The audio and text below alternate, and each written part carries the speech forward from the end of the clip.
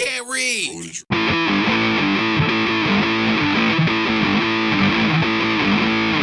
Books.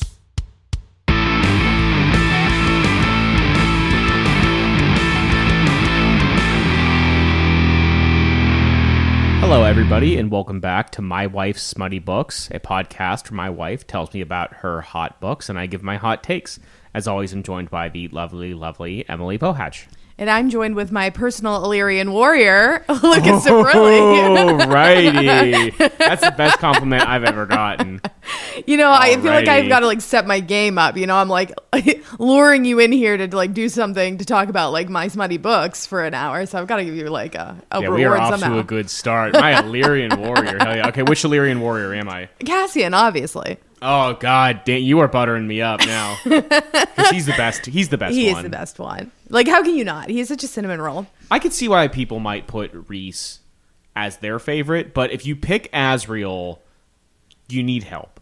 I know. He tortures I don't people. get it. I was on book Instagram the other day, Bookstagram, and it was a fuck, marry, kill the bad boys, and people kept saying kill Rhys, marry Cassian, fuck Asriel, and I was like, what are you talking about? Marry Cassian. Sure, I can get behind that. I can get behind that. But kill Rhys. I don't think Asriel has much of a personality. No. And I was this book. Spoiler, we're talking about Akamath, A Court of Mist and Fury here. A Court of Mothers and Fuckers. A Court of Mothers and Fuckers. I was really paying attention this time around to Az, and I was like, But this book is also called Akatar the Last Airbender because spoilers. Wait, hold on. We have to say spoilers. Yeah. Let's start from the top. We're talking today about A Court of Mist and Fury by Sarah J. Maas, but we will be giving spoilers for all 5 books that are currently out, so all the way through Silver Flame. So if you have not read through Silver Flame, put this podcast down. Go read through those smutty books and come back to us when you've read all about our favorite Illyrian warrior. So the reason your second favorite Illyrian warrior, the reason we call it Akatar the Last Airbender is because she goes into God's bathtub and comes out with all the powers, just like Aang. Oh, yeah. She has all 5 powers from the kingdoms. It's just from Avatar the Last Airbender. Feyre doesn't go into the cauldron. She gets the drops of power from everyone else. You're right. But her sisters go into the cauldron this book. Elaine would just be dissolved in the cauldron. We know Nesta. She did go into it, and she made it out. Right, but then she's like, well, I can just see things now. Obviously Nesta came out, because Nesta is if the Doom guy was a curvaceous female in a fantasy story, instead of, the basis for all first-person shooters. And, a dude with a chainsaw. So, do you know about that? The Doom guy is the origin of, the Fueled by Hate. Fueled Too Angry to Die. He was made by a Mormon dude who made video games. The character goes to hell and kills demons. Oh shit! It's so fun. It's so cool. Yeah, it's so tacky that is and over Nesta. the top. That is Nesta. Yeah, because Nesta's personal hell is Prithian, and then she goes and kills fairies. So Yeah, exactly. She's too angry to die. But Elaine would just I feel like Elaine would just is made of cotton candy and her bones are made of cardboard. She'd go into the ocean and just get swept away. Oh no. This is an Elaine hate podcast. She walked by a sprinkler, she'd get some on her and she'd just dissolve. It'd be the Wicked Witch of the West. Yeah, again, she doesn't do much to fight those accusations in this book. I like Elaine and Asriel together because they're both boring as shit. Elaine's a perfectly fine person, but Asriel's a bad person, and they can just kind of cancel each other out. Where we last left off, our hero, Feyre, was returning from the Spring Court, horribly traumatized, with her boyfriend, the High Lord Tamlin. At this point, Feyre... Boo! I know, big boo on that. At this point, Feyre is, really, really fucked up. She literally calls herself, the butcher of innocence and the savior of a land. She's living in this dichotomy where she's, basically, canonized. But she's also has this internal struggle about what she did to free everyone, right? Because she had to kill those 2 fairies at the end of book 1. So we kick off the book with one of Feyre's nightmares, where she's reliving a moment where she killed the 2 innocent fairies. But in the nightmare, when the second hood comes off, the fairy that stands there is herself. So that's pretty fucking metal. She's having some pretty fucking metal nightmares. She's got to stab herself with an ash knife. Oh, girl. So at this point, it's been 3 months since book 1, and Feyre has been plagued by nightmares, both waking and sleeping. She bolts awake in the middle of the night and spends the rest of it hurling her guts out. Not only is she having to adjust to PTSD, but she's having to adjust to a whole new body. Remember, she's been turned into a Fae. She's been struggling with the strength and the sleekness of her new body. She even notes that she's a little bit taller. Is this a metaphor for getting a BBL? What? What are you talking about? New body? No. It's difficult. You got to adjust to like sitting down or sleeping. You know what? I don't think that's what Sarah J. Maas had in mind, unfortunately. Maybe we should ask her. We'll get her on the pod. I don't think we can ask her anything. She won't even give us the name of a book that's coming out like in 2 months. She did do that interview a couple months ago with the Call Me Daddy, Call Her Daddy or whatever. Mm-hmm. Not Call Me Daddy. Yeah, that's when she announced that the 2 books were coming right, out. but she actually, that was the first time I've seen her in a while sit down and like actually answer in-depth questions about stuff. Yeah, and then she's now like making us like all sit here and wait for the name of book 7. She's media And book savvy. 6. She's very, like I said last episode, she's very patient. Yeah. Too patient. Yeah. So on top of that, she's been waiting for the other shoe to drop with Rhysand. The High Lord of the Night Court hasn't showed up once in the 3 months, despite the deal that Feyre made that they would spend 1 week a month together every month. So Feyre is like not the only person who's been traumatized in this situation. Tamlin also often wakes up in the middle of the night from nightmares and transforms himself into a beast and spends the rest of the night at the foot of the bed watching the door. And I just kind of imagine him like our dog Is he a Ella. dog? Just like woofing at all the creaks. Imagine like, this is your new, soon to be husband, your fiance. You're sleeping together all like cuddled up and like it's a nice night. And then like, you hear like fireworks outside. Yeah. No wonder why she left this guy. Yeah, that might be like what's waking her up at night, not the nightmares. That is the nightmare. Yeah. Waking up the fact my fiance is part animal, part not human, part fae. Turns out it's kind of bestiality, kind of also interspecies weirdness, Yeah. He's done something weird like that in the bed at least once. Oh, yeah, Tamlin's like Tamlin's a fuckboy. I don't know. I don't feel like we hear a whole lot about Tamlin's other conquests like throughout the book. Wasn't he fuck someone in Calanmai?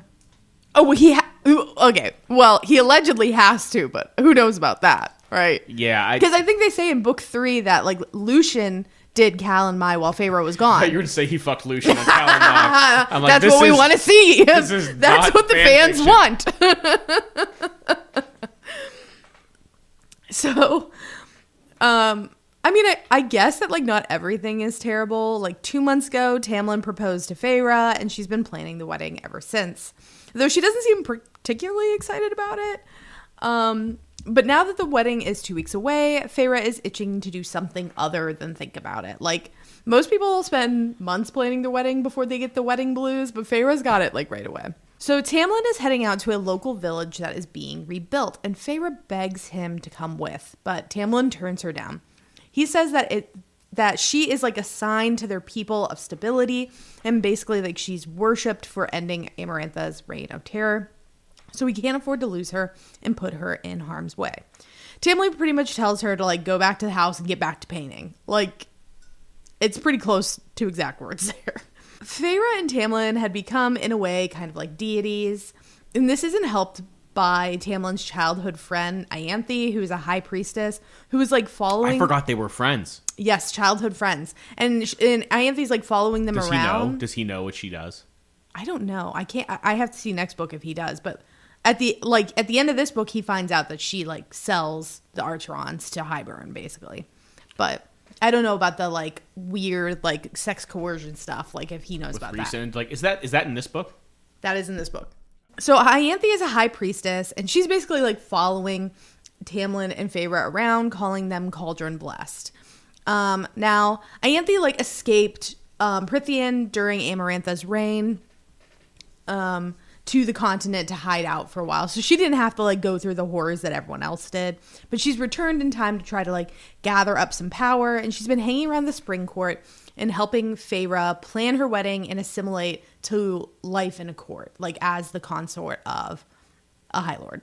I kind of forgot that Feyre is powerful in her own right in this series. Like she is kind of the savior, and we'll see her exercise that power in the next book a lot more, but like I forgot that she's like she's Feyre Cursebreaker, right? Like she's revered by all. It's not that she's Feyre powerful. Spinebreaker. Yeah.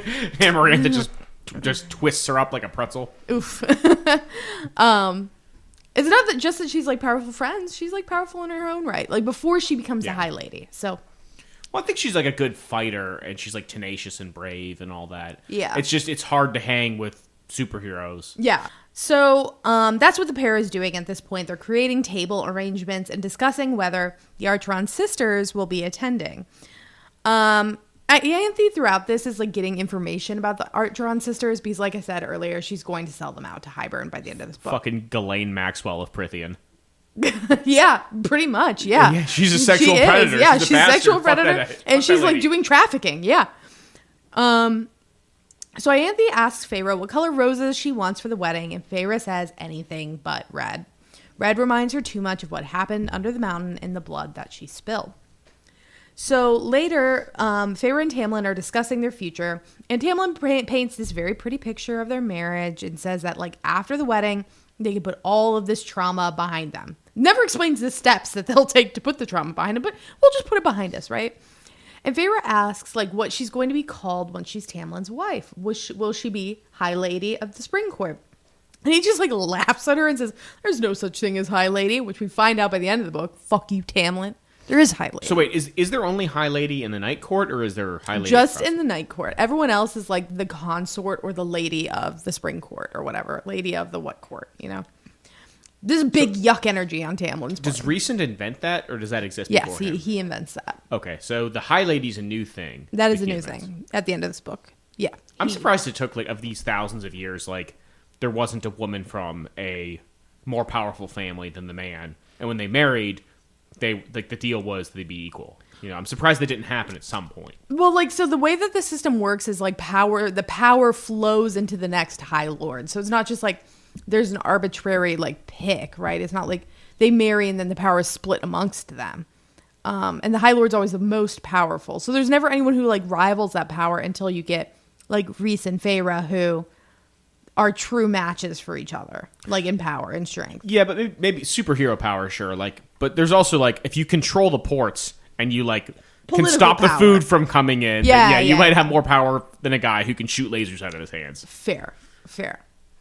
But anyway, I think I'm probably getting no. Yeah, I see what you're saying. Yeah, I think it's just like leftover sexism, right? Right. So the next day, Tamlin decides to let Feyre out of the house, surrounded by many, many guards, including Lucien. During the ride, Feyre complains to Lucien about the iron grip that Tamlin is holding on her. He's being overprotective, keeping her in the house, and not letting her roam the property like he did before. Lucien begs her to be patient with Tamlin, and that Tamlin, only 3 months ago, had to listen to Feyre's neck snap and had to see her die. As Feyre get over it. It's been 3 months. As Feyre remembers this, she feels like she has to give Tamlin some grace. Feyre's over it. He should get over it too. He didn't get his neck snapped. Yeah. Well, also, like, she came back much more indestructible. Like, it's like, hey, we don't got to worry about that anymore. Don't worry about hey, like we reinforced that shit. The bones grew back stronger. We all right. Yeah, we good. Everyone, she doesn't have a lot of enemies in the kingdom. No, and Tamlin also has his full High Lord powers now. So it's like between the two of them, like, I think she's a bit safer now, you know? Hold on, wait, we discussed, was it last episode where what Tamlin's powers look like? Does he have like the Black Panther claws, or does he have the Wolverine claws? Oh, we talked about that when we were making dinner the other day. Still unclear, right? Because like there's a description where it says like they're coming from his knuckles, and I didn't know if that means like his lower knuckles, so then they're like Black Panther, or if it's like between his knuckles, so it's like Wolverine. But I like to picture it like Wolverine. Like, how fun is that? I picture him as like a not woke version of Black Panther. He's like blonde hair, green eye Black Panther. When they reach the village, Feyre instantly begins to hear whispers of her new nickname, Feyre Cursebreaker, which is fucking badass. You need a Cursebreaker sword if you're gonna go by. Yeah. But in the village, no one will accept Feyre's help rebuilding. They say that the debt has been paid. Feyre asked Lucien if Tamlin wanted her to see so that she would stop asking to go help, and Lucien says that it was his idea. And he says that the people of the Spring Court were basically... Oh, I forgot about this part. So they're like going through the thing, and basically Lucian explains to her that the people of the Spring Court all this time had been kept in concentration camps for like 49 years under the mountain. And that seeing her reminded them of like what happened there. Which like, I forgot about that detail. Yeah, I forgot going about that through. too. It's like so fucked up. So Feyre decides like, yeah, it's probably best for me to stay away so I don't re-traumatize these people.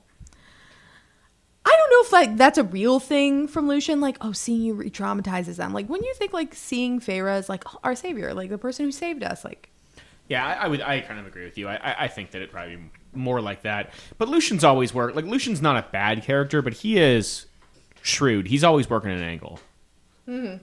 I don't think he's like plotting against Feyre, but he's got his own thing going, and he might be saying that for some other reason. Yeah. Well, I think, he's like supporting Tamlin's like wish to keep her in the house because like he always falls in line with Tamlin.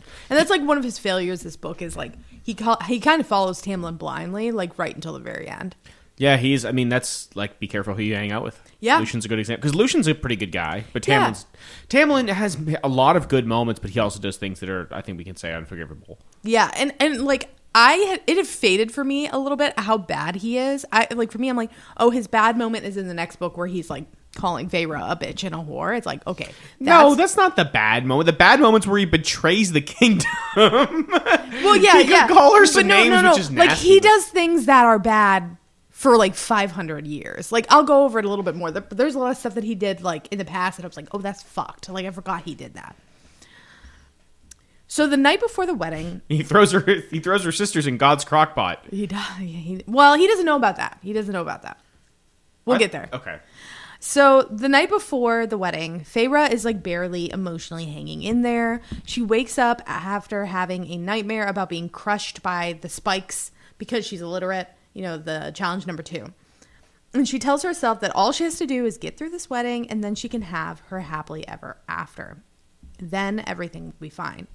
If I were Feyre, the first thing that I would have done when I got out of, like, from under the mountain was learn how to read. Like, I never would have wanted to get caught flat-footed again.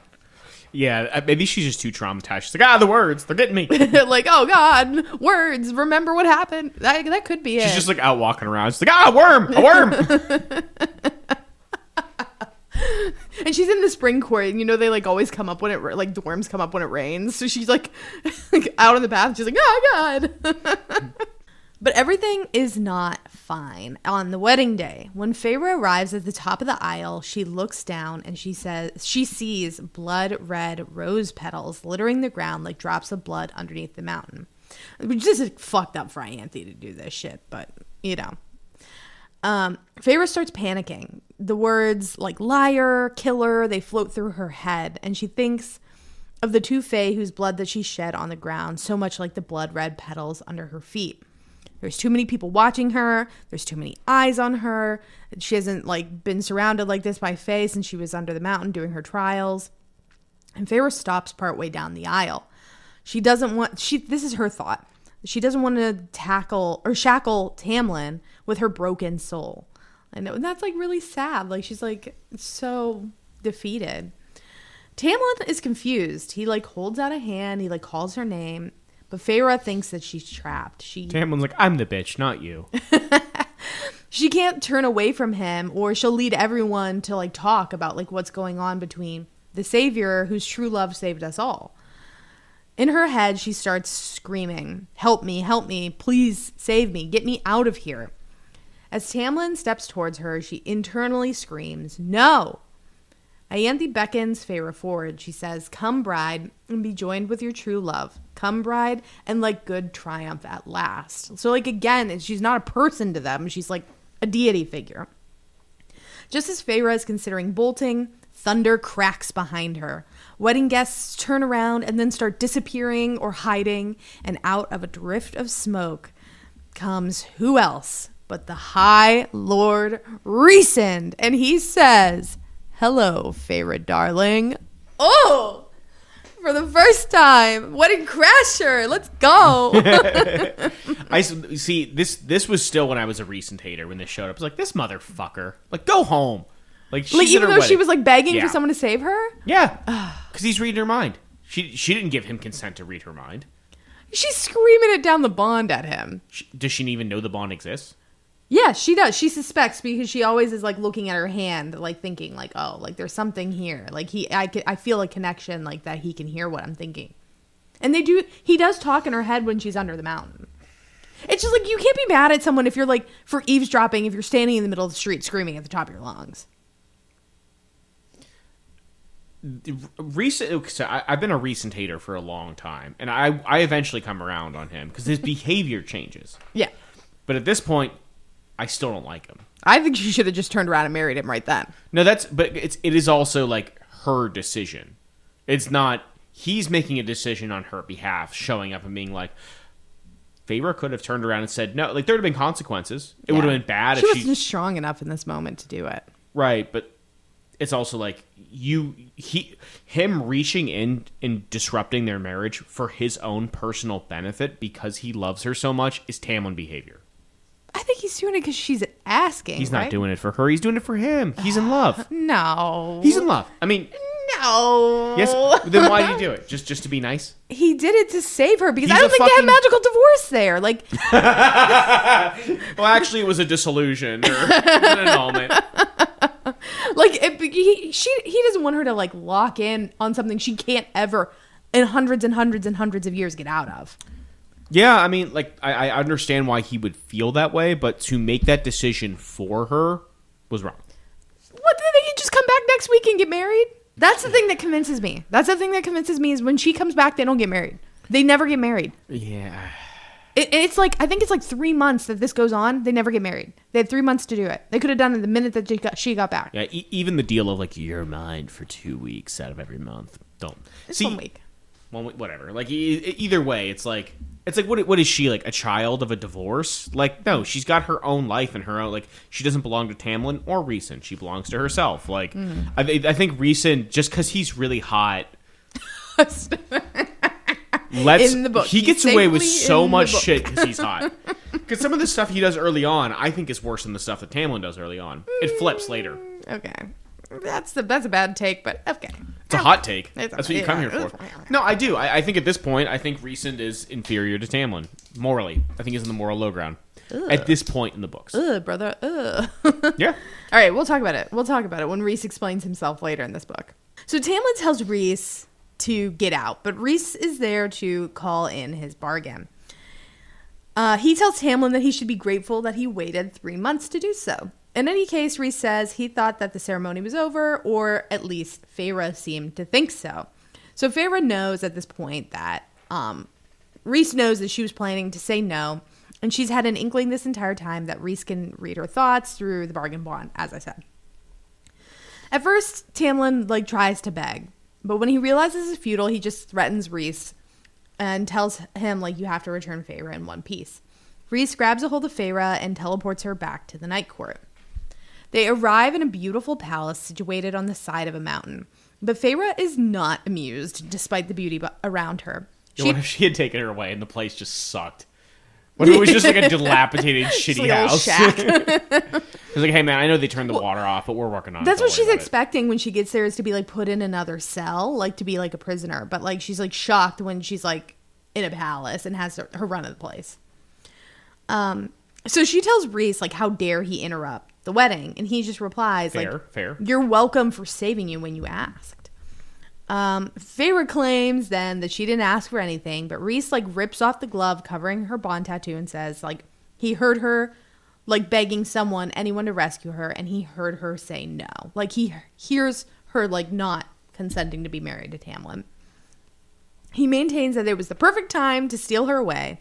And maybe that Tamlin didn't notice that that Tamlin was about to be rejected in front of his entire court. And now Feyre could blame her hesitation on Rhys, and it doesn't look bad for Tamlin.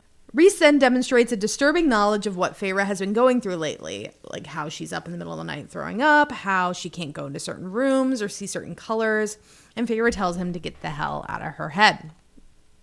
When Rhys turns to leave Feyre, she finally lets all of her frustration out and chucks her shoe at him as hard as she can. She hits him with a chancla. She gets him the chancla in the back of the head. Random task from Austin Powers. He throws his dress shoe at people. Yeah. Oh, yeah. Gets him right in the back of the head. As Feyre is about to let the second one rip, Rhys whips around and dares her to try, and she doesn't hold back from the challenge. But this time, Rhys catches it, parries it and yeah, disintegrates it into like shoe dust, and then retains his composure and saunters off. And as he like leaves the room, Feyre hears Moore, who is Rhys's cousin, be like, "Oh, went really well, huh?" So finally alone, Feyre reflects on her day. She knows that Tamlin noticed that she hesitated and wonders if he knows she wanted to put off the wedding, or maybe even like she wants to put it off, like maybe even until like the mating bond that she's sure is going to come solidifies. But she wants like that confirmation that she's like worthy of him before she goes through and marries him, which is sad. It's a sad way to think. This whole like being worthy of him part like hit me really hard, considering like how much of a dick he's about to be for the rest of the book, you know? So the next morning, Rhys asks Feyre to join him for breakfast. Feyre takes her chance to ask him how often he's been rifling through her mind. He tells her that sometimes he hears her thoughts without trying because she isn't like shielding her mind. So it's like screaming down their bond. But sometimes he confesses when he can't tell if she's in trouble or if it's just nightmares, he just like takes a little peek to make sure she's okay. Rhys offers, though, to teach her how to shield so that she can keep him out, but Feyre ignores him. So again, is like, hey, you're basically standing in the middle of the room screaming, I can't help but hearing. If you want me to teach you, like to block me out, I can do that. Right. Okay. All this, fine, but he is digging himself out of a hole he dug. Like, he put a, like, listening chip in her brain without her knowing. Well, what we realize at the end of the, in the middle-ish end of the book, is that, like, what is making them hear each other's thoughts is not this, like, bargain that they made. It's the mating bond. Hold on. Well, then that would have started after Calamai. Well, she wasn't, like, fully Fae yet, so it hadn't, like, snapped. Right, but she wasn't tight. Fae at the games when she was, like, fighting the worm and stuff. Yes, but she was, but she, like, when she becomes, like, Fae, like, when she's, like, brought back to life, when he, like, the first time he utilizes the mating bond is when her neck snaps, and he yanks her to keep her soul from, like, floating away. Right, that's fine. Right. That created the bond where they can hear each other. Like, that, the mating bond wasn't really there until that moment where he basically creates it to save her. I think Sarah J. Maas has a recent bias. You know what? So do all of us. So, you know. So do some of us. So finally, Feyre asks Rhys what he wants with her while she's there. And Rhys says two things. He wants her to learn how to shield, and he wants her to learn how to read. You see the difference here? Tamlin learns about her not being able to read and does nothing. He offers to read and write for her. Day one, Rhys is teaching her to be self-sufficient. Right. This is where Rhys starts to turn around. Yeah. Rhys also notices that Feyre seems to be particularly strong for a high fae, like physically, and he wonders aloud if there are any other powers that trickled from the High Lords into Feyre. Their discussion is interrupted when Rhys's cousin, Moore, arrives. She is a stunning bombshell blonde with a sunny attitude and a penchant for getting under Rhys's skin. Whoa, Sydney Sweeney. Feyre can't help but like her. Like, because how can you not? I really, really, really hope we get, like, one of these next two books, we get a Morrigan book. It just feels like a lot of side story stuff. Like, she's in it, like, in the main plot for a while, and then when she goes off and she's doing that side questy stuff at the end, we could. I don't know. I won't pretend to know. Yeah, like, in book 4 and 5, we get some stuff where I'm like, what are you up to, Morrigan? What are you up to? So, like, we'll talk about it more on our predictions episode, but I would like to see more Morrigan. So, in a better mood, Feyre lets Rhys lure her into reading lessons. And of course, the first sentence that he has her read is, "You look absolutely delicious today, Feyre." At the end of the lesson, Feyre tries to appeal to Rhys to drop the bargain between them. She says that after she freed them all, and after Rhys fought for her and resurrected her, they should be even. She says, quote, "By the end, I thought you were different. I thought that it was all a mask. But taking me away, keeping me here," and then she shakes her head. Rhys replies that he is not her enemy, but she says that Tamlin says he is. So after, Rhys takes Feyre up to a tower map room where he shows her a map of Prythian. Feyre asks why he's showing her this, and he says it's because there is a war coming. Feyre instantly jumps to the conclusion that Rhys means to invade the mortal lands and begs him not to. And Rhys asks, like, do you think so little of me after everything I've done for you? Yes. He's not planning to invade, but he tells her that Hybern's work is not done. Hybern has plans to conquer the continent, but he needs to go through Prythian first to do it. And Rhys feels like that some of the High Lords will join him. He tells Feyre that he wants her to be a go-between between him and the Spring Court to, like, suss out where Tamlin will fall in this upcoming conflict. Feyre tries to argue that Tamlin doesn't tell her those sort of things, but Rhys tells her, like, maybe he should be. Like, we have this war coming on, like, you should be informed of what's going on. But what it comes down to is this. Rhys knows that Feyre will never be happy being a pawn, being someone's reward. He tells her that she has another choice. Become a player in this war. She might be the only one who cares about what happens to the humans, what happens to her family when the war comes to their doorstep.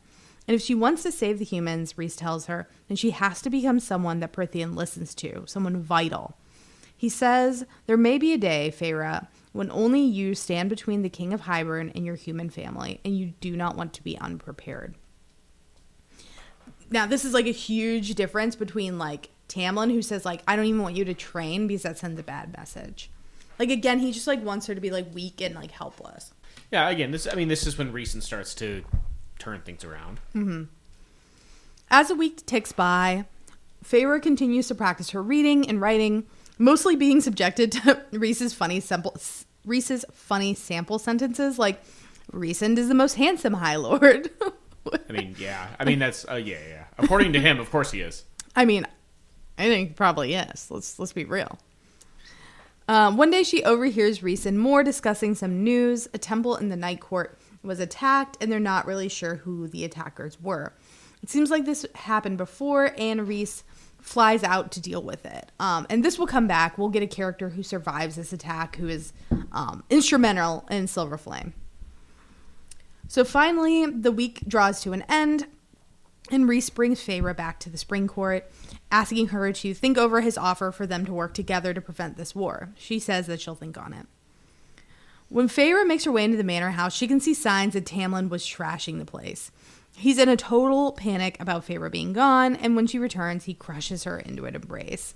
Like, red flag that, like, whenever someone gets mad, they destroy something. Like, red flag. Big red flag. Yeah, it'd be, like, really bad if you were married to someone and they, like, destroyed, like, PlayStation controllers when they lost a video game or something. Yeah, that would be terrible. Yeah, I'm really glad that's never happened to anyone I know. Yeah, but you're not, like, dusting an entire room in a house. Before the pair can, like, sneak off and get reacquainted with each other, Tamlin sits Feyre down, and he says that he needs her to relay everything she saw or heard while in the Night Court.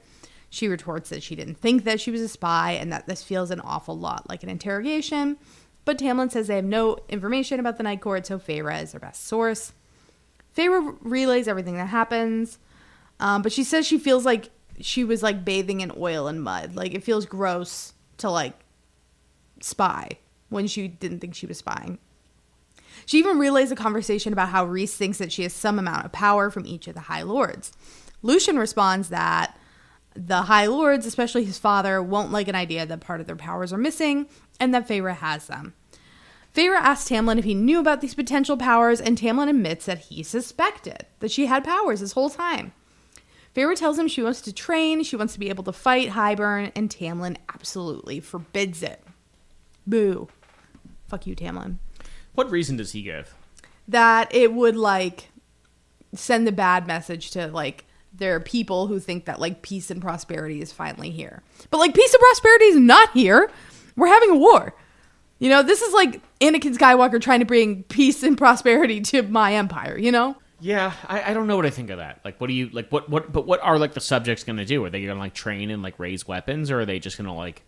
Well, Tamlin, you have to remember, like, most of his guard is decimated because he's been turning them into wolves and sending them in the human world to get killed for, like, 50 years. So, like, he needs to, like, raise an army, you know?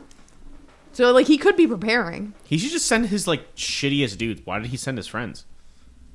You know what? Good question, right? Like, I'm sure he could have found some volunteers somewhere in the spring court. Probably not. Well, a lot of them were in concentration camps, so, like, you know. Yeah, yikes. Yeah. So the next week is the spring court's tithe. All of the residents are expected to give Tamlin a portion of whatever they have.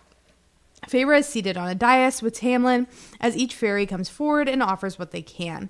But a water wraith comes forward and says that their lake has no more fish, so they have nothing to offer. Tamlin tells her that she has 3 days to comply, or her tithe next time will be double. Feyre asks him to let her off the hook, like they don't need this basket of fish, but Tamlin is stony-faced and unwilling to change. Feyre pushes back, asking why he doesn't try to help or replenish the pond instead of taking from her. And Tamlin replies, well, like, this is just the way that it is. Oh, yeah, I remember that. Yeah, he's a real shitty lord. Like, he's, like, robbing the people and stuff. Yeah, and, like, when Feyre goes to the night court and asks if there's a tithe there, they're like, what, that ancient bullshit? So it's, like, really just Tamlin keeping this shit up. Wait, isn't a tithe just the same thing as a tax? Yeah. So how do they build the roads? Well, so they say that there is, like, a tax in Valaris, but it's, like, a monetary sales tax. You know, it's not, like... Sales tax is regressive. It's not Reese like... is a tyrant. It's not like a tithe, you know? Like, oh, you have 10 fishes, give me one of your fishes, you know? Mm-hmm. If you have nothing, like, Reese isn't taking nothing from nothing, right? So Feyre follows the wraith out and gives her her jewelry to pay her tithe in 3 days. The wraith asks what Feyre wants in exchange, and Feyre says nothing. Like, maybe save my life at the end of this book. The wraith tells her that neither she nor her sisters will forget this kindness. That night at dinner, Tamlin reams... It's like when you do a favor for a raven or a crow, and they tell their entire lineage about you. Yeah. That's like, a real thing. They, like, bring you back, like, coins and stuff. Yeah. Yeah. Like little shiny trinkets. I want to befriend a crow so bad. I saw one in our neighborhood the other day, and I almost pulled over and like gave it a nickel. Could you imagine how sweet it would be if our puppy Ella and a crow like just being best buddies? Oh my goodness, Ella would try to eat it. Well, you know, like crows and wolves supposedly like have a relationship in the wild where like a symbiotic relationship. Yeah. Like the ravens or crows or whatever, they'll spot prey and communicate to the wolves. The wolves will get it, and then the crows get to pick the bones clean. And then, like, it's kind of... Ella would be too powerful if she formed a symbiotic relationship with the neighborhood crows. So that night at dinner, Tamlin confronts Feyre and tells her that her kindness made the spring court and him look weak. Ugh. Feyre fires back. He doesn't know what it's like to starve and return to your family empty-handed, and that she will not allow anyone to experience that if she can help it, especially over some stupid rule that Tamlin's ancestors invented. Lucian, like forever third wheeling for Feyre, intervenes and is like, hey, you know, Tamlin, Feyre didn't mean anything by what she said. And Tamlin fires back that, like, Lucian should shut up. And this sends Feyre over the edge. She's, like, livid that Tamlin would talk to his friend like that. And she, like, silently, like, wills Lucian, like, look up, fight back. And as she's, like, urging him in her head, like, say something... Suddenly, her perspective shifts, and she's looking at the scene through Lucian's eyes. Literally. She's in his mind for like 1 second before she snaps back to herself. So this is the first time we see, like, oh, maybe these powers are real that Reese is speculating about. Feyre pushes herself up from the table and storms away, but as she goes, she notices 2 handprints burned into the table where her hands rested. She was so angry. Yeah. So later that night... Honestly, it's just drinking too much coffee, too much alcohol, too much red meat. That sweat can get acidic. Yeah. You need to balance that out with some fruits and vegetables. Carnivore diet is not for you. No. Later that night, Feyre wanders into Tamlin's study when he hasn't come to bed. Inside, there's a box with a big bow on it. Tamlin apologizes to Feyre and tells her she's right, and he gives her the gift. But Feyre... Like, and the gift is like a set of like paints, but Feyre hasn't really like painted. Did he hear lessons too? So she stops sucking at painting. But Feyre hasn't painted since she came back from under the mountain, so it's kind of like a bad gift. Like he hasn't noticed that like she's not really into painting at the moment. Feyre asks Tamlin if she'll ever be able to wander the grounds on her own to paint as she pleases. Tamlin doesn't answer.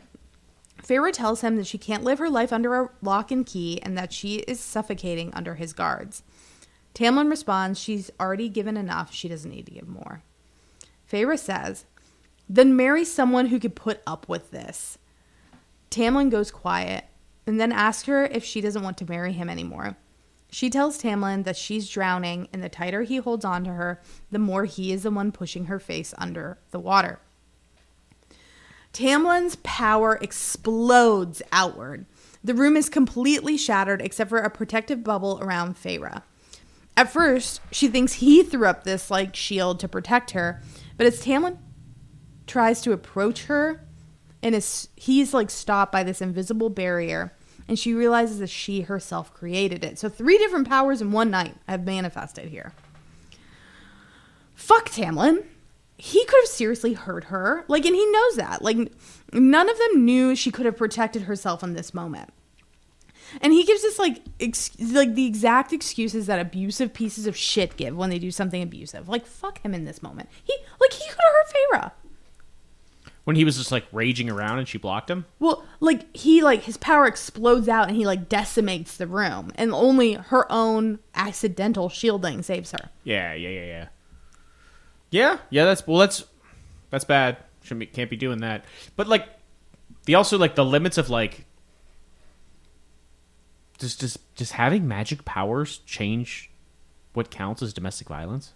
No, I still think, like, destroying an entire room and potentially hurting someone is, like, domestic violence. Yeah. But, like, I also, like, I'm not physically capable of that. Yeah. Like, I can't just, like, yeah, explode. so I think it's, like, next level. It's, like, worse, I guess so. Yeah. I mean, he's a High Lord, and he's been High Lord for, like, hundreds of years. Like, he has to have some semblance of control on his powers. Yeah, I mean, this is where the wheels come off for Tamlin. Where he, like, there was a lot of moments earlier where he was redeemable, but this is where the wheels come off. Yeah. This is, like, one of the moments where I'm like, I'm done with you, Tamlin. Like, I don't think you're hot anymore. So Feyre becomes more and more solitary, and Tamlin is increasingly absent. She sleeps in later, she eats less, she talks to no one. And when Tamlin is around, all they do is bone. Tamlin lets up the guard around Feyre a little, but Feyre knows that he's still keeping a close eye on her. One morning, Rhys appears to collect Feyre again. He eyes her over, and Tamlin tries to order him to leave, but Rhys just makes a comment about how the Spring Court must be struggling for food. Just as they're about to leave, Tamlin offers Rhys literally anything he wants to end the bargain, but Rhys says he already has everything he wants, and the pair winnow away. When they arrive in the Night Court, Rhys instantly asks her what happened, like, the night before, but Feyre doesn't want to play his games no matter how much he needles her. Rhys begs her to have breakfast with him, and Feyre catches the worry in his voice. So hard on these pancakes, I think she's skinny, right? Like, he sees her and he's like, what, does the Spring Court not have any food? Like, what's going on with you? Why are you so thin? Yeah. Rhys spends the week begging Feyre to let him help her. And, like, when you realize, like, how in love with her he is at this point, it's, like, kind of heartbreaking. Like, imagine seeing the person you love, like, literally wasting away from sadness. It's like, oh. He asks if Tamlin doesn't care that she's still hurting, and Feyre replies that Tamlin is giving her space to figure it out herself. But Rhys persists, asking what he can do to help.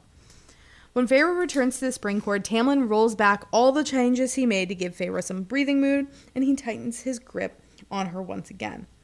Lucien even tries to convince him to lighten up and let Feyre train, but Ianthe speaks out against it, and Tamlin sides with her. Why the fuck would he side with Ianthe? Everyone hates Ianthe.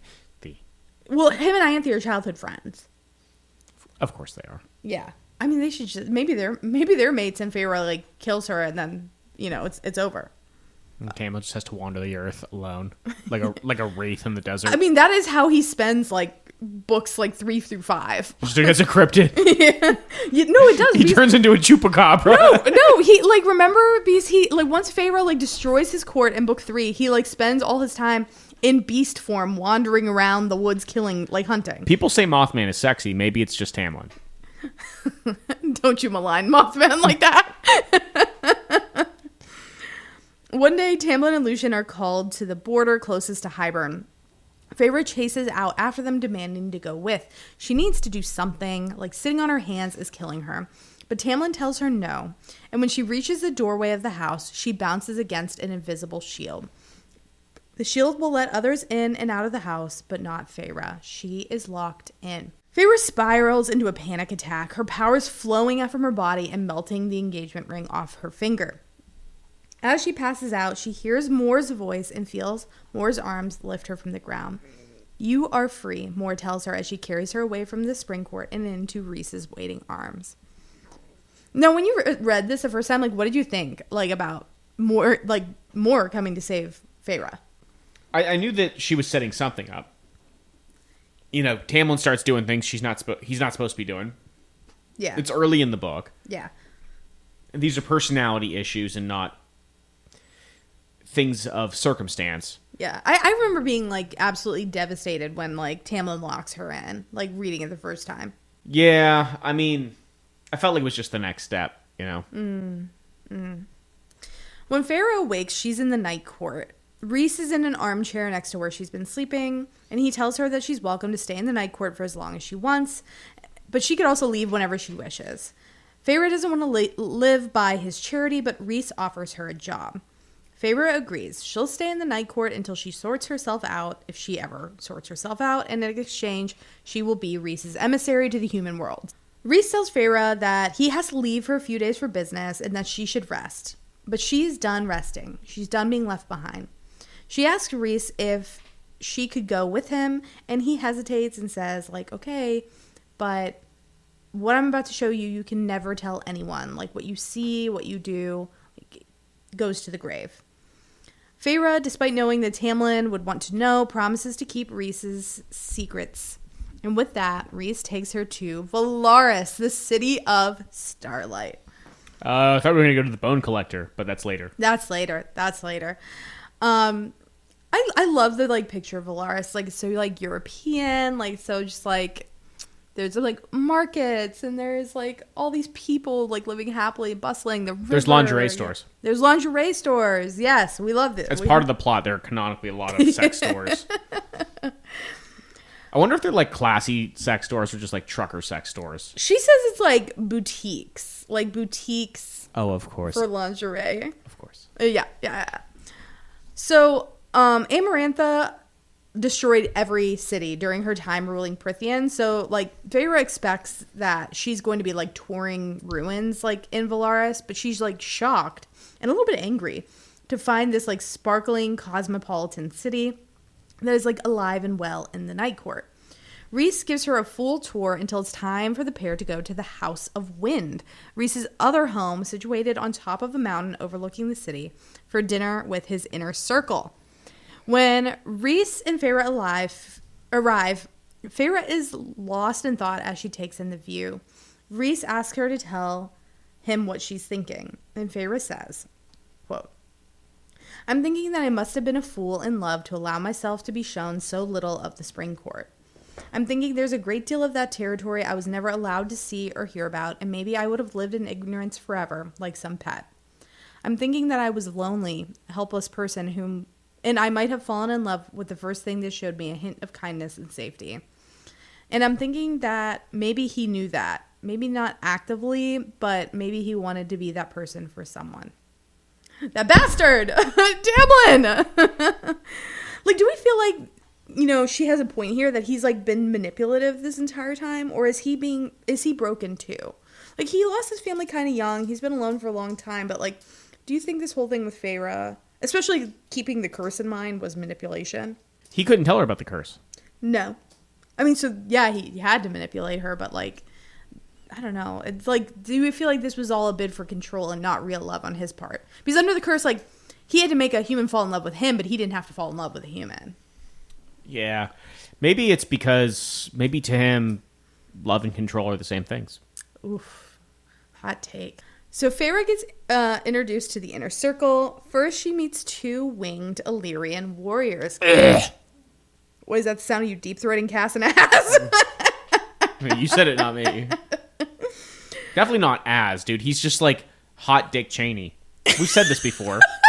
That's all he does is torture people. He's good for... Oh, I'm the Shadow Whisperer. He like lurks around and like stabs people in the Achilles tendon with a knife and stuff. He's like, gotcha. He's just kind of blandly pleasant this entire book. No personality. No redeeming attributes. Just a little like... He's like Jafar from Aladdin. He looks like Jafar and acts like Jafar from Aladdin.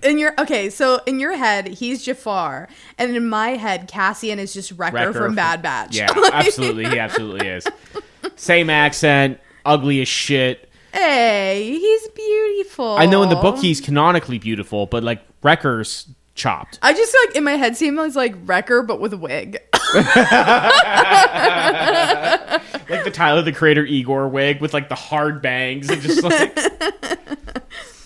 So Cassian is the head of Rhys's armies, and he immediately makes a not very tactful comment. When Feyre fires back, he only laughs at her insult. He's like a very good-natured, funny, friendly guy. He's like sexy Duncan Idaho. Sure. Except he doesn't become a zombie, you know? You can't spoil other books. I can spoil other books. That book's like 60 years old. Yeah, exactly. Azrael is Rhys's spy master. He's a little more reserved, and his skin is marred with swirling burn marks. As a shadow singer, he can control shadows, and they seem to cling to his body wherever he goes. Maybe it's all the guilt from all the war crimes he's committed. You know, could very well be. Could very well be. Moore joins the group, and she is Rhys's third in command. And finally, Amren, a short fae with swirling silver eyes, makes her way into the house.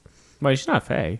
Amren, though appearing fae on the outside, is some sort of ancient, powerful creature on the inside. And Rhys warned Feyre about this before dinner, and he advises her, be respectful, or basically Amren can smite you. Amren is Rhys's second in command. My canon head image for Amren is Edna Mode from The Incredibles. The one who's like, no capes. Oh, okay. I see it. Yeah. So okay. We have sexy Dick Cheney. We have. Oh no, wait. I'm sorry. He's Jafar. We have Jafar, Wrecker, and Edna Mode on this team. And then recent is just the Giga Chad meme. Oh no. Every time I see fan art of the Bat Boys, it's always just the most cut jaw you've ever seen. Well, it always makes the looks maxers seem like they're on to something. Because they're always this obnoxious, so attractive that they're actually kind of unattractive sort of look where they're just drawn they're just so broad-shouldered, small head, big figure They're Illyrian warriors. Of course they're broad. Yeah, but the fan art, all the fan art that I've seen makes them look not like they do in your head. Well, no, because they look like Wrecker, and Wrecker's just a big... Yeah, exactly. Bowling ball-headed idiot. But lovable. So Feyre feels down like she's been plopped down in the middle of a family dinner, not the meeting of the inner circle of some court. Indeed, when Feyre calls Cassian Lord Cassian, he does a spit take all over Moore because it's so funny. Feyre realizes she didn't see any of them under the mountain. Rhys had done something to keep their existence and Valaris' existence hidden, protecting them. That's bad writing. Huh? No, it is not. You paid me for hot takes. No, his explanation is perfect. He's I had to protect one thing, and that's the thing that I chose to protect is my friends and my city. Yeah. So Feyre can tell that the people in the table were not too pleased at whatever Rhys had to do to protect them. Breaking the tension, Feyre asks the Illyrians in the room how they met. Oh no, my sexy best friend saved my life. Feyre gets a short history of the Night Court and the Inner Circle. Rhys's mom was an Illyrian, not particularly highborn, but his father, who was the High Lord, they were mates. When Rhys came of age, his mother took him to an Illyrian camp to learn to be a warrior, and there he met Cassian, a bastard Illyrian warrior at the bottom of the pecking order. Rhys's mom forced them into being friends, and when Az showed up, they ganged up on him until they decided to welcome him into the fold. It turned out that the three were uncommonly strong.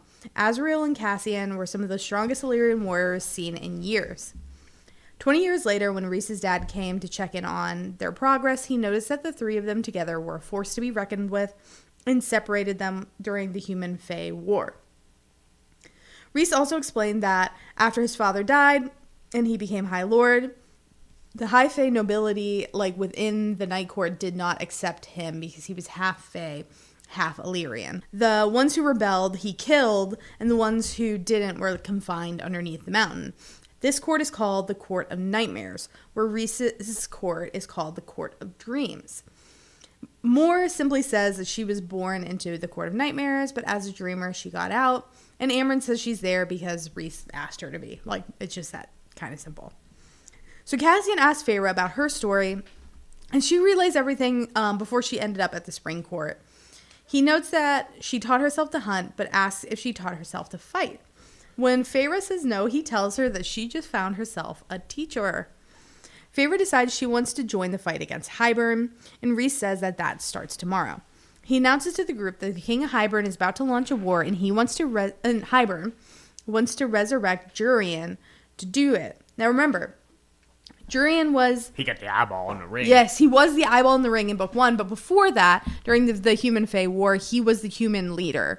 And he, ends up fucking Amarantha's sister and then killing her. And that's why him and Amarantha got, real beef. But, he's, a human legend. But, someone spirited away the finger bone and the eyeball, after Amarantha was killed. So, maybe he can be brought back.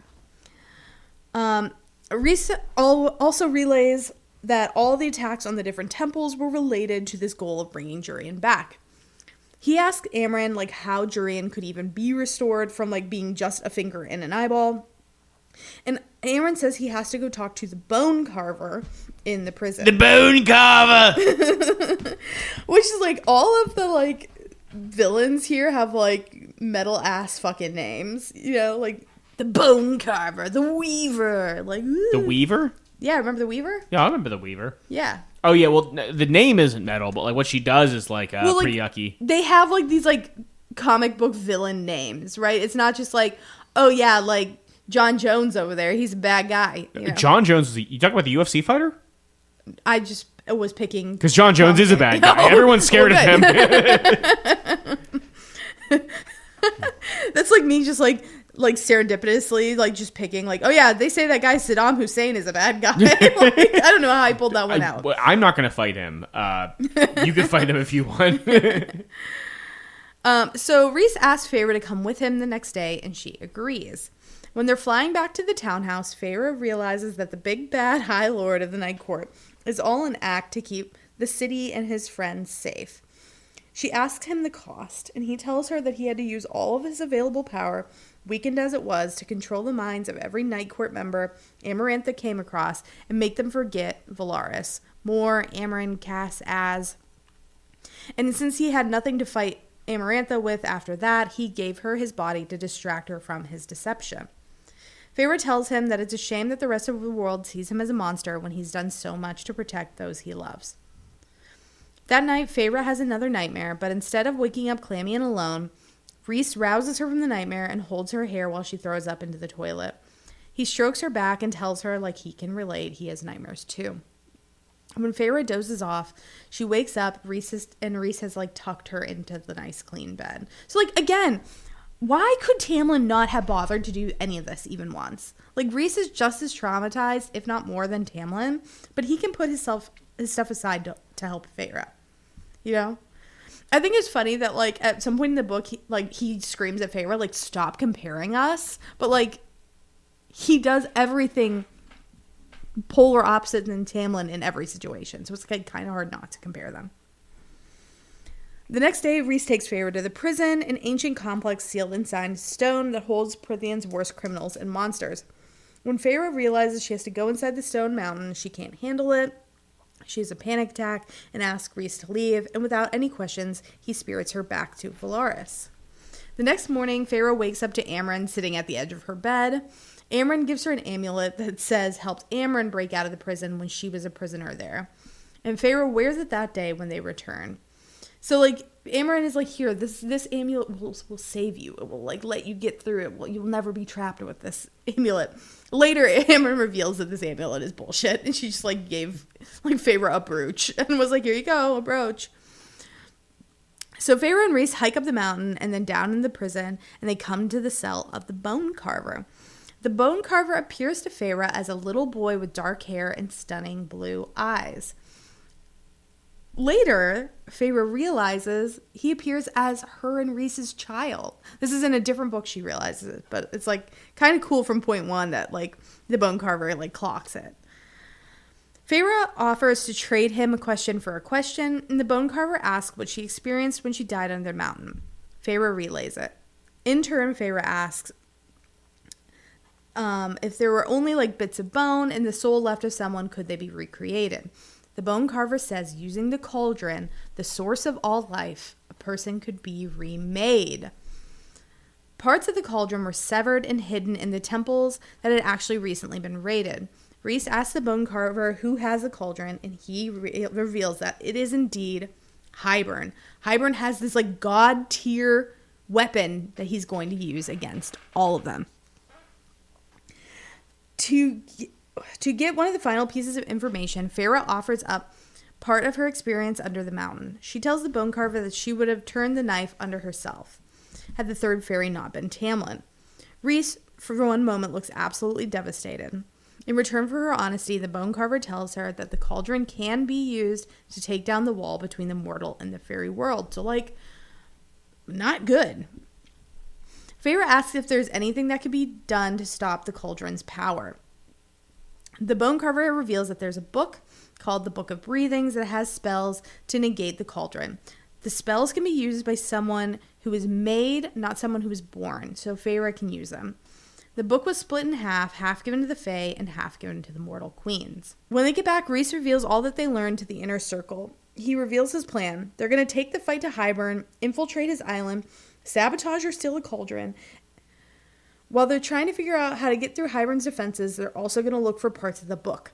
The Bone Carvers seem to think that like would call the like, and the book and other objects connected to a High Lord's power would call to Feyre. To test that theory, Rhys is going to have Feyre infiltrate the Weaver's home and steal back something he lost long ago. He wants to see if the item will call to Feyre. And if that works, that's how they're going to find part of the book that's in the Summer Court. As for the part held by the Human Queens, Rhys names Feyre Human Emissary and asks her to arrange a meeting on neutral ground between the Fae and the Human Queens. Specifically, he suggests the Archeron's house. The next day, they set out for the Weaver's house, which is situated in the woods in the middle of Prythian that belongs to no High Lord. Before they go, Rhys dresses Feyre in fighting leathers, and he holds out this harness for her to step into. The harness holds like a bunch of knives.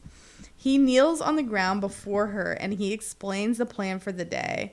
And he has his hands in the back of her leg. It's real sexy. I remember this. Yeah.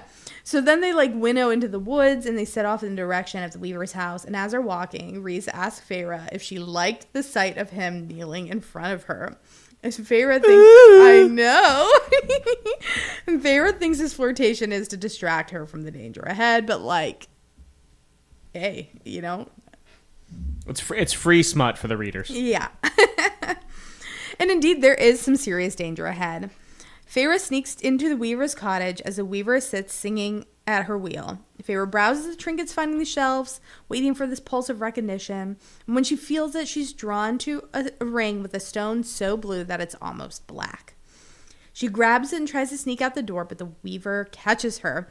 As she turns around, Feyre can see the Weaver's pits in place of eyes in a sunken face. Feyre makes her way to the chimney and tries to climb out. She gets stuck halfway there, and the Weaver tries to scuttle up after her like some crazy spider creature. Isn't the house full of rendered human fat? Yeah, the chimney is covered in it, and the roof is human hair. Yeah, real gnarly shit. Yeah, it's gnarly. So Feyre pulls a brick out of the chimney and flings it down at the monster. And when she finally frees herself, she scrambles out onto the roof and leaps tree to tree until she escapes. Was she a fucking lemur? She leaps tree to tree. Well, because the Weaver is on the ground, looking for her, and she's like, "Okay, can't go down there. I'll get my ass beat." I guess with the fairy powers, you can leap from tree to tree, but that's something a squirrel does. She says the trees are so dense that it's easy. I mean, Sure. hey, like, sure, why not? Like, that's fine. Yeah. When she finds Rhys, he like winnows her back to the House of the Wind. And when Why doesn't he go with her again? There's a reason, right? No, it's because like his power signature would like set the Weaver off. Oh, she has to sneak up on the Weaver. Yeah. When He's got too much aura in the Weaver. Yeah. The Weaver would be like, "Where's my bat boy at?" You stop with the Giga Chad stuff. When she arrives, like Feyre instantly like hurls either from her own disgusting state or the fear she felt. Was it climbing through like the rendered human fat? You know, I think that it. I mean covered in like the hair from the roof. Like I think that'll do it. You know, like the horseshoe curve. Like I think like you have the manosphere on the far right, and then you have like book talk girlies on like the left. And as they like hook back, like Rhysand is a Giga Chad. Looks Maxer in the same. Rhysand Clavicular is a real life Rhysand because like real life Rhysand. Don't you say that? Don't you put our High Lord's name in vain? No, because he would never be that good in real life. He would never be that good. He had to be some fucking asshole on social media who does meth and like beats himself in the face. You can be hot and nice. I'm not. You can be hot and nice. Okay, it's possible. So Feyre turns on Rhys for positioning himself so far away that he couldn't help her. But then she realized that this was a test. Rhys wanted to see if she could save herself or if she would let her terror, like, overcome her. Cassian calls Rhys a bastard for testing Feyre that way. So, like, points for Cass. But Feyre is, like, fired up. She says, like, right then, like, Cassian, you're going to train me to fight, and I'm never going to be in a situation like this again. When they return to the townhouse, Rhys also tries to like train her powers with him and suggests like that they start doing like 2 different kinds of training. So he suggests like try to break in my mind, and he lets her see this memory of Ianthe from 100 years earlier. Ianthe like tried to like break into Rhys's room and seduce him. Like she's like totally naked in his bed, and she's not really like wanting to take no for an answer. Rhys had to literally force her out of his room and out of the court. The image made Feyre's blood runs cold as she thinks about how Ianthe had been making passes at Lucien this entire time. So the next day, they set out for the human lands to convince the Archerons to host the human queens for a meeting. Feyre hasn't been home since she turned. When she arrives home, the servants who greet her can tell that something is different. But Nesta orders them to let Feyre in. Papa Archeron has gone to the continent. He's like not present in this whole book. So Feyre like just explains to Nesta and Elaine what happened since they saw each other. And she asks them to be the go-between between the human queens. Nesta says like no, she doesn't want a Fae, even if it's her sister in the house. And she doesn't want to be seen as a Fae sympathizer. Even more, she doesn't want to jeopardize Elaine's upcoming marriage to the son of a notoriously anti-Fae lord. But Elaine convinces her that they can all keep it a secret. Feyre, Elaine said, gave so much over the years to keep them alive, and they need to give it back and help her. So, like, maybe Elaine isn't 100% terrible. Elaine goes to dismiss the servants so that the night court can come in. When she leaves, Feyre asks Nesta what she thinks about Elaine's fiancé, and Nesta says that the father built a wall like a prison to keep the Fae out. And Feyre sees a similarity between her situation with Tamlin, but instead of wanting to keep the Fae out, he wanted to keep Feyre in. When the Illyrians finally enter the mansion, Nesta is her typical fierce self. She angles herself between the Fae and Elaine, and of course at dinner she makes nasty remarks to Feyre about being Fae now. She notices Cassian sizing her up and asks him what he's looking at. And Cassian replies that he's looking at someone who sat on their ass while their 14-year-old sister headed into the woods and made sure that they didn't starve. Which, like... I respect that. Ooh. Yeah. He says he's, like, looking at someone who's snarking at Feyre, even though she literally died to save the rest of the Fae. So he's like, don't you fucking talk about my High Lady. Well, she's not High Lady yet, but, like, don't talk. Yeah, but, like, she took care of her own family, and she took care of the fairies, and, like, you're sitting there judging her when all you've ever done is... All you've ever done is just, like, be a raging bitch. So, like... Meanwhile, Elaine and Azriel are having their own very polite, stilted conversation. Azriel seems to be the only one who can get... like Elaine to be at ease, and Elaine even asks Azriel if he gets afraid when he flies so high up. So like there's like the start of the relationship there. Like maybe there'll be something, I don't know. As soon as they're done, Rhys comments about how much of a delight Nesta is to be around. Reese insists that they only need 2 bedrooms between the 4 of them that night, with him bunking up with Feyre. He teleports his own bed into the room, so there's no, there's not 2 beds at the end. It's unfortunate. And he also teleports some lacy lingerie for Feyre to wear under her pajamas. He tells her he couldn't decide what color he wanted her to wear, so he brought her options. Just as they're about to fall asleep, Reese says he didn't realize how hard it would be sitting across from Elaine and Nesta, knowing they did nothing to help Feyre. He said it'll be a long time before he loses the urge to scream at them every time he sees them. And Feyre says that sometimes she feels that way too. And I mean, fair. We want to scream at them every time we discuss them on this podcast. So the next day, Reese thinks there's the perfect chance to begin their magical training. He brings a candle and asks Feyre to light it, douse it with water, and then dry the wick using air. Feyre asks Reese to give her some space so she can think. She gets overwhelmed with him being too close. So he heads off, but it starts sending her these cute little magic notes that they send back and forth the entire book. It's very cute. But just as Feyre is writing back, someone sneaks up behind her and grabs her. It's the Adder, the creature who worked I remember for the Adder. That was a good fight. I really like the Adder fight. Oh yeah, later in this book, yeah, especially when they fight. And she's in the air and yeah, absolutely. So the Adder grabs Feyre, dragging her backwards, and just as he's about to take off with her, Reese explodes into the world, ripping Feyre from his arms and lassoing him with ropes of darkness. He begins to torture the Adder for information, gleaning that Hybern wants to capture Feyre and that his attack is imminent. Azriel lands, grabs the Adder, and winnows him away to collect more information from him later. Feyre is furious. She thinks Reese dangled her like bait without telling her. Reese knew that someone would come after her eventually, and she tries to push him, but he winnows away. And again she attacks, but he evades.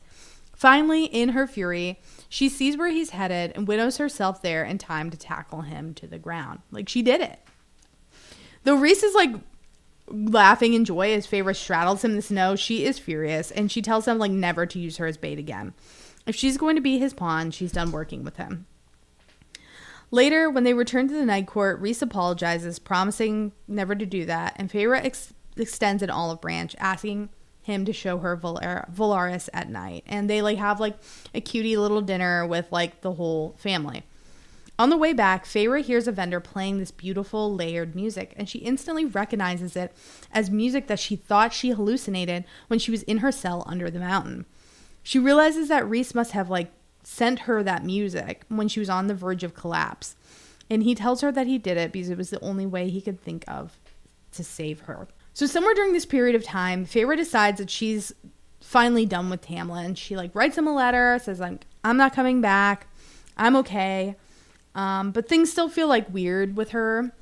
During a training session when Feyre is busy eyeing up Reese and has his abs, Cassian asks her when she's going to talk about leaving Tamlin, and she deflects. The sparring session with Cassian is therapeutic. She practices, and this is a theme throughout it, is Cassian has this very calming presence. And she is punching these things he has on his hands, thinking about how one-sided her relationship with Tamlin has been, how he never once tried to sneak to see her under the mountain, how about the one time they'd been alone, he wanted to fuck her and not save her, and when she was on the verge of death, Tamlin just sat there and begged. He didn't fight back. So she's getting madder and madder, and she does a punch and she hits skin, and she realized that she burned her way all the way through the pads.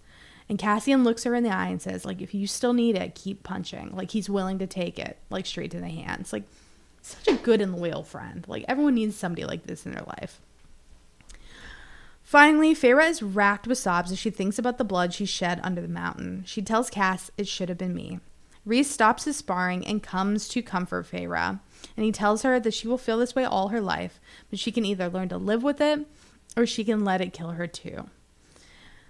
The last thing I kind of want to talk about at the end of this episode, because we're going to split it into two, is again, both Reese and Feyre are traumatized about what happens to them under the mountain, and Tamlin is too. But where Tamlin took his trauma out on Feyre, Reese uses it to understand and empathize with her, to try to heal. And he includes her in all of these upcoming escapades that we'll talk about next episode. You know, the heist at the summer court and the meetings with the human queens. So... Yeah, we're doing this to get more sponsor money. That's why we split the episode in two. So we had to find some bullshit to talk about and drag it out. Well, there's just good job, so Em. I much to appreciate talk it. about in these books and so many details of like them falling in love, you know? It's not like we could just do like an overview and us be like, and suddenly they're in love. It would make sense. Yeah, she has to fall out of love with Tamlin and in love with Rhys, and we have to do a lot of retconning Rhys's very bad reputation. Hey, yo. It works. It works. By the time it's over, I like him. Yeah. So, yeah, there's the first half of Akamath, Court of Mist and Fury. Court of Mothers and Fuckers, the last Airbender. So, I think we'll come back next week and we'll talk about the next second half of it. Alrighty, guys. Well, thank you so much for tuning in. We'll catch you soon. Bye. Bom bom bom bom bom bom bom bom bom bom bom bom. Shit, I gotta stop recording.